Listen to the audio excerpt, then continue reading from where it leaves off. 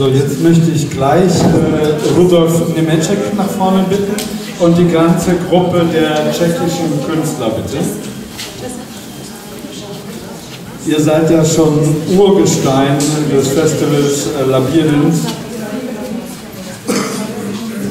Ich übergebe euch gleich das Mikrofon, um etwas zu sagen über die Arbeiten, die hier drüben in den Räumen zu sehen sind. Vítám v galerii, děkujeme opět, že jsme se mohli zúčastnit této výstavy přehlídky Labyrintu. Máme pane Sklíčný a dovolte, abych představil autory, ti, kteří se nemohli dostavit, Ivana Švaská, Iva Pavlátová, Pavel Rejtár a pak tady je Petr Moško.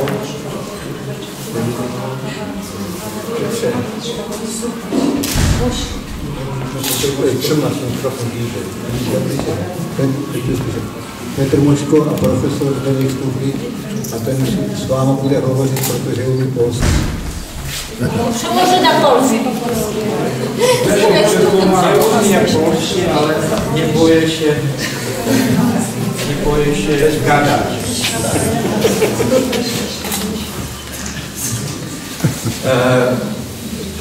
Takže já bych mám tłumaczyć, co Ruda mówił.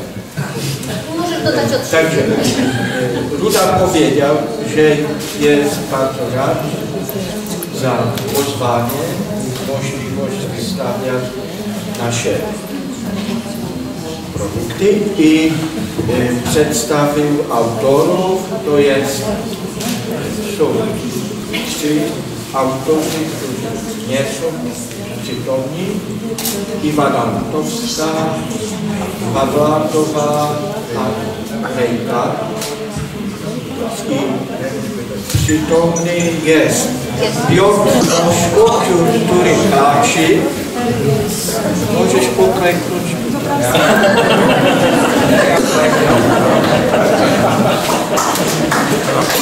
I potem ja. Zdeněk, Zdeněk.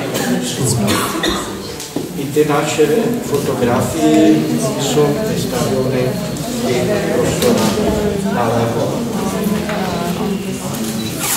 Autoři dostali zadání, že v podstatě mají vyplnit prostor, který je v rámci jejich možností, vybere si každý svoje téma. Pavel Rejtár vybral téma zrcadel a ze spíše obrazu. Petr Moško o nich řekne. Já jsem vybral vlastně pomíjení přírodního ukazu, které jsme předspítí sníh mezi stínem a světlem, který pomíjí během pár minut.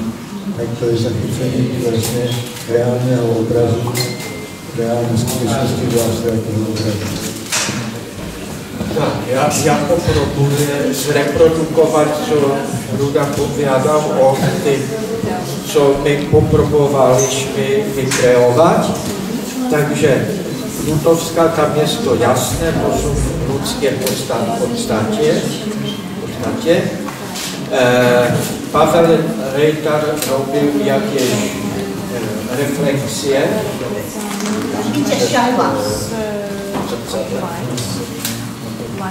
Refleksje, refleksje. A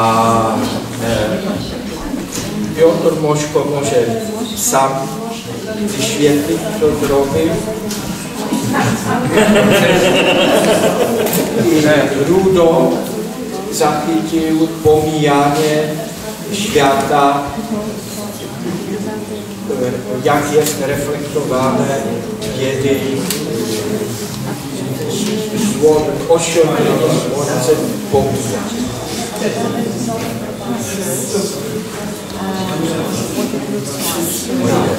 No i ja popróbowałem w swoim stylu magicznego umysłu zrobić 6 różnych sposobów, jak wypełnić przestrzeń. I jeden jest Madonna 21, druhý je traveler, třetí je transcendencia, potem je tajemství, což tajemného cykly, i nakonec je strašná věža, a je inspirována jeho výstavy, je inspirována Bobem Dylanem i Jimi Hendrixem.